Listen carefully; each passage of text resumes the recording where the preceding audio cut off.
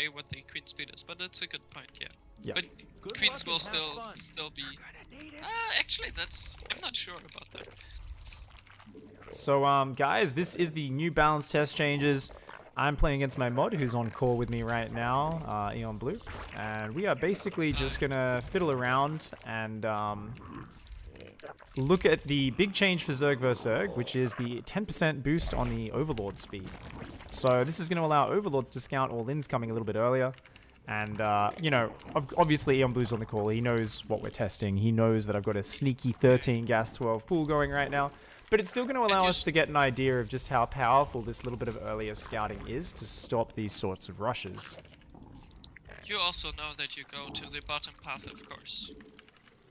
With the Zerglings, yeah. Yeah, because I'm taking the top path above my third. So normally what happens in a high-level Zerg vs Zerg, guys, is the second Overlord of the player going hatch first, you know, for the normal sort of defensive build. Their second Overlord, for Eon Blue, is probably going to go up this way, but he could go this way either, because the Zerglings are always going to hide around the edge of the map. So the defensive player, he always wants to try and spot those Zerglings coming and hiding in that forward position. So, we're being a little bit sneaky. We're being lucky. Actually, you know what? We're not going to be lucky. I'm going to do the almost flawless path. The almost flawless path. Assuming you're... Yeah. So I think you can also send your Overlord through the middle, which is what most pros do, which I don't agree with. Or at least I saw TLO doing it. Let's say it like that. I'm not sure. Let's see. So what you want to do is you want to hide your first bunch of Zerglings out on the map with a normal build. And then your other ones are just going to bank up here. And you're going to have this first lava injector Zerglings finish around the same time Link Speed does. There'll already be Banelings pre-morphed at the front. You rush in and you try to kill your opponent's natural expansion. I'm no expert at these builds. Eon Blue's no expert at defending them. So this isn't going to be perfect play. This isn't going to be an absolute meta-defining moment right here. But... we're going to see what we can do and see how effective it is. So you'll notice I got a ton of Zerglings on the way. Like I said, Link Speed's going to finish very soon. These Zerglings are going to finish about the same time. And okay, you'll notice... now I see it. Now I see that you do not have a natural... do not have a hatchery going up even. And so he knows what's going on, so we've got to commit right away. There's no point giving him any more time. See if we can get a drone. If we can, that's going to be nice, but we don't want to take any damage.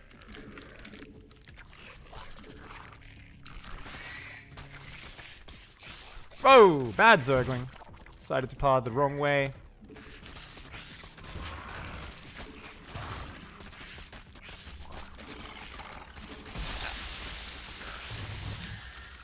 And a little bit of a mistake because we are on the Australian server, aren't we? No, we're Eastern. Central. But this is actually okay. Still uncommon for me.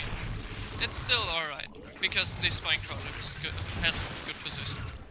Alright, so it's still, yeah, it's going to be very close.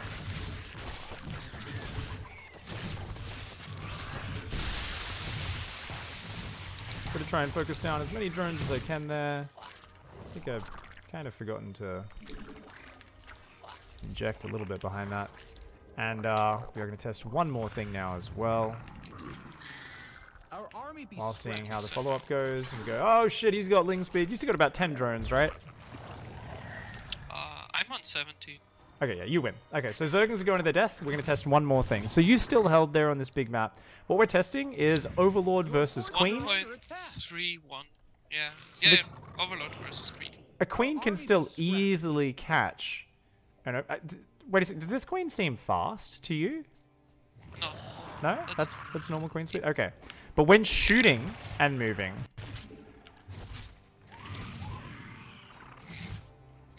it is going to escape a little bit quicker.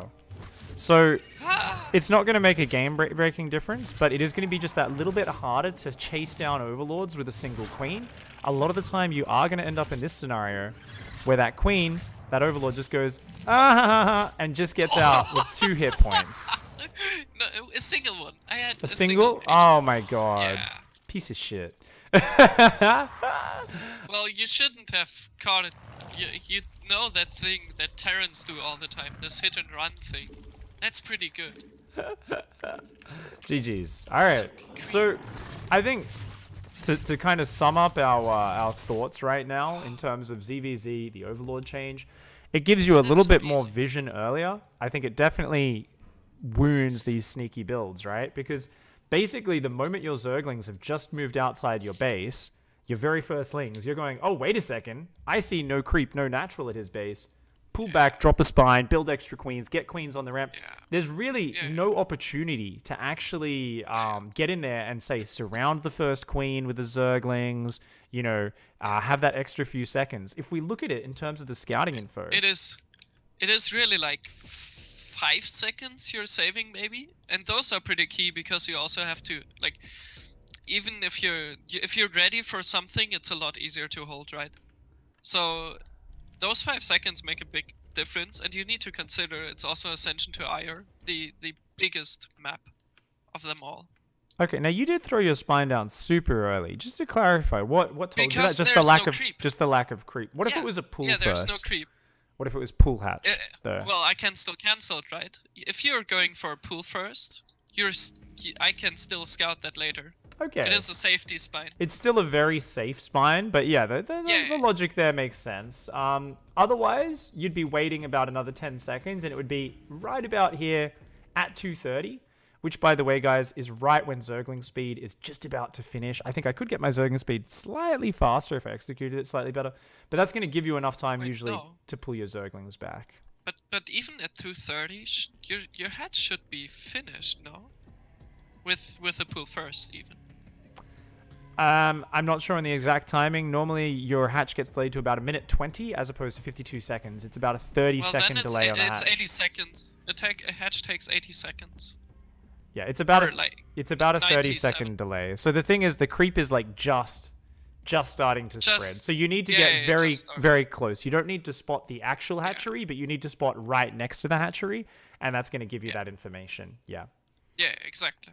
Cool. All right, so a little bit easier to defend all-ins. I think, do you think this maybe takes some of the variety out of the matchup? Because people are just always going to go hatch first?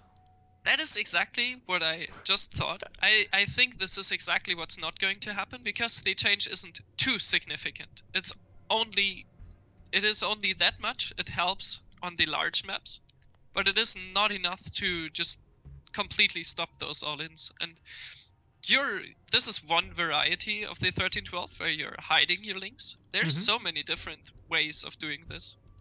I mean, against a 12 pool or a 12 pool 14 gas. So one where they either send slow Zerglings just trying to cancel your hatch, or slow Zerglings into a kind of sneaky surprise bailing attack.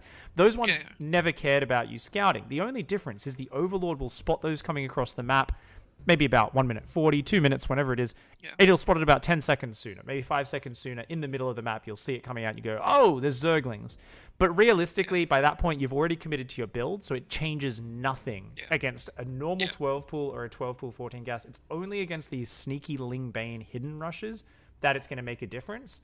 And I'm kind of agreeing with you. It might not make too much, but I'm also holding off until I see players who are really adept with 13-12 say, nah, it just doesn't work anymore against pro players with that extra few seconds of warning. They just always barely defend. That might be the case. So I'm still on the fence about how much it'll change it. It may indeed. If it does, so let's run through a theoretical. If it does indeed get rid of 13-12, one pool, one base, I think a lot of Zergs will be very happy with that. But in terms of build variety, do you think it might be a little bit boring to just have hatch first every game? No, because there's still, like, I think it only really eliminates, if that is the case, it only really eliminates the 13-12. Like, you can still go for the 12 pool without gas, because that exactly doesn't care about you scouting. And, well, you see the other guys hatch a bit sooner, but you also basically know it is a 12 pool when he's just instantly going for your hatchery. I'm not sure. I think it's fine. I think this is very nice, because it is only a little bit of a difference and not too much. All right. I think I'm with you there. I think it's okay right now. I think a lot of Zergs are going to be happy with it as well, because they do, prefer to have a bit more reliability. And cool. All right, thanks for running through this with me. Hopefully you guys in chat enjoyed it. Any questions you guys have about Zerg vs. Zerg with the new Overlord speed, let us know. But for now, thanks for watching, dudes. It's another good little YouTube video, just kind of showcasing that and us talking about it. So that's good. That's good.